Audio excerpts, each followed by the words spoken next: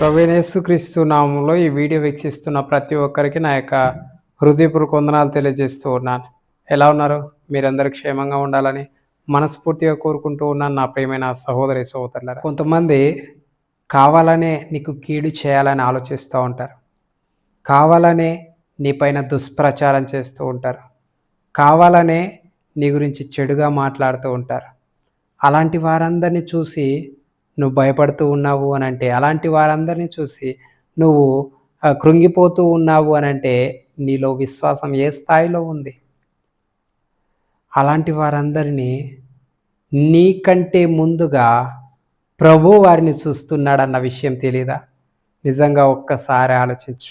ఒకరు నీ గురించి చెడుగా చేస్తూ ఉన్నారు అనంటే, నీ గురించి తప్పుగా నీ వెనక మాట్లాడుతూ ఉన్నారు అనంటే, వారు మాట్లాడేటప్పుడే ప్రభువు విని ఉంటాడు కదా!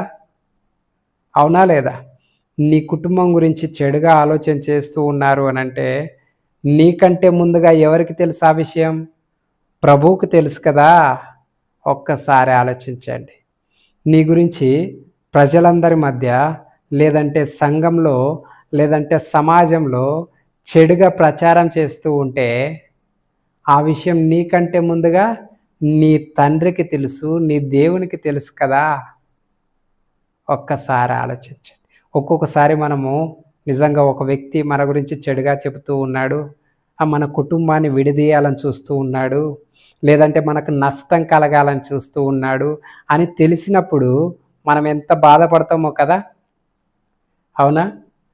మనకంటే ముందుగా ఆ విషయం ఎవరికి తెలుసు?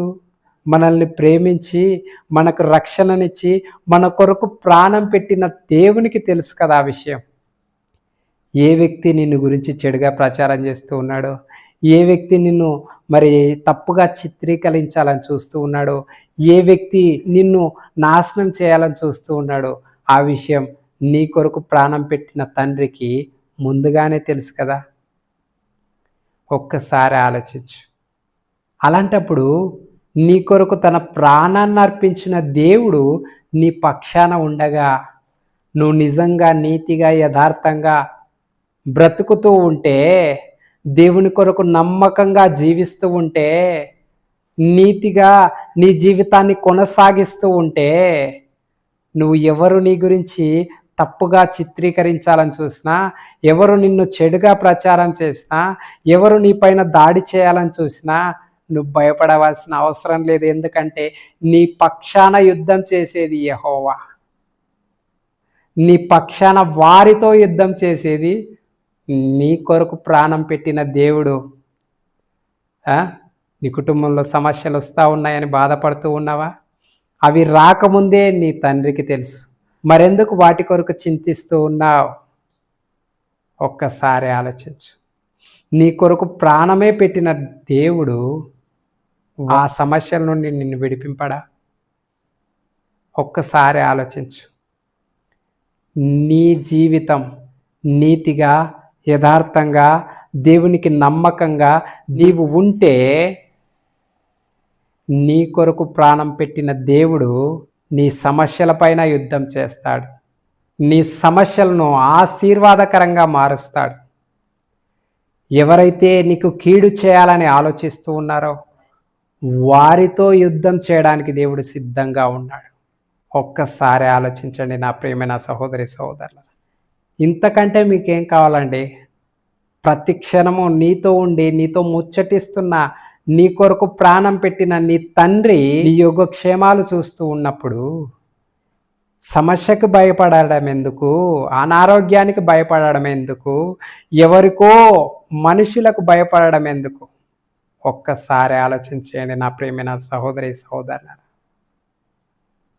కొన్నిసార్లు మనుషులను చూసి మనం భయపడుతూ ఉంటాం. ఈ మనుషులు మనకేదో చేస్తారు అని. మన జీవితం నీతిగా, యథార్థంగా, దేవునికి నమ్మకంగా ఉంటే, దేవునితో మనం సహవాసం చేస్తే, మన కొరకు ప్రాణమే అర్పించిన దేవుడు మనకు కీడు చేయాలనుకున్న వారితో యుద్ధం చేయడానికి వెనకాడతాడా? ఒక్కసారి ఆలోచించండి. నీ జీవితం నమ్మకంగా ఉంటే, నీ జీవితం యథార్థంగా ఉంటే, దేవుడు నీకు కీడు చేయాలనుకున్న వారితో నీ పక్షాన యుద్ధం చేసేవాడిగా ఉంటూ ఉన్నాడు. ఎన్ని శ్రమలొచ్చినా, ఎన్ని అనానుకూల పరిస్థితులొచ్చినా, ఎన్ని అనారోగ్యాలొచ్చినా వాటన్నింటిని నీకు ఆశీర్వాదకరంగా మార్చే దేవుడుగా ఉంటూ ఉన్నాడు. ఆశీర్వాదకరంగా మార్చేవాడుగా ఉంటూ ఉన్నాడు నీ కొరకు ప్రాణం పెట్టిన నీ తండ్రి. ఒక్కసారి ఆలోచించండి నా ప్రియమైన సహోదరి సహోదరులారా. కాబట్టి ఎటువంటి సమస్యకు మీరు భయపడవలసిన అవసరం లేదు. ఎటువంటి అనానుకూల పరిస్థితులొచ్చినా మీరు కృంగిపోవాల్సిన అవసరం లేదు. ఎవరు మిమ్మల్ని భయపెట్టాలని చూసినా మీరు భయపడాల్సిన అవసరం లేదు.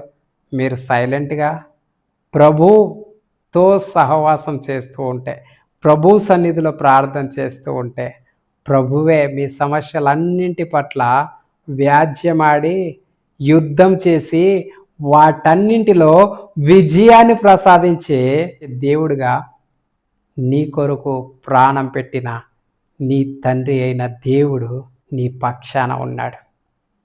కాబట్టి నా ప్రియమైన సహోదరి సహోదరులారా, ఇప్పుడే ఈ క్షణంలో మీరు ఎటువంటి అనానుకూల పరిస్థితిలో ఉన్నా, ఎటువంటి ఇబ్బందుల్లో ఉన్నా, కృంగిపోయి నిరాశతో ఉన్నా, ఇప్పుడే ఈ క్షణం ధైర్యం తెచ్చుకొని ప్రభు పాదాలు పట్టుకుని ప్రభుతో స్నేహం చేసేవారిగా నీ జీవితాన్ని నీతిగా నీ యథార్థంగా ప్రభు సన్నిధిలో కనబరుచుకునేవాడవుగా ఉండాలని చెప్పి ప్రభు కోరుకుంటూ ఉన్నాడు. ఆ విధంగా ప్రభు మీకు సహాయం చేయను గాక.